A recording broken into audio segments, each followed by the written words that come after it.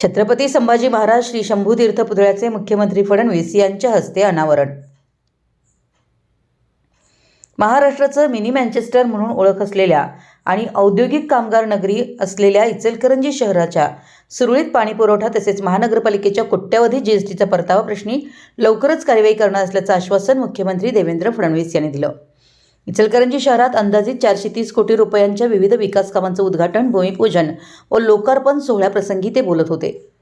यावेळी व्यासपीठावर सार्वजनिक आरोग्य व कुटुंब कल्याण मंत्री तथा पालकमंत्री प्रकाश आंबेडकर, उच्च व तंत्र शिक्षण मंत्री चंद्रकांतदादा पाटील, खासदार धनंजय महाडिक, खासदार धैर्यशील माने, आमदार डॉ. राहुल आवाडे, आमदार अशोक माने, जिल्हाधिकारी अमोल येडगे, जिल्हा परिषद मुख्य कार्यकारी अधिकारी कार्तिकेयन एस, इचलकरंजी मनपा आयुक्त पल्लवी पाटील, माजी आमदार प्रकाश आवाडे, माजी आमदार सुरेश हळवणकर आदी मान्यवर उपस्थित होते।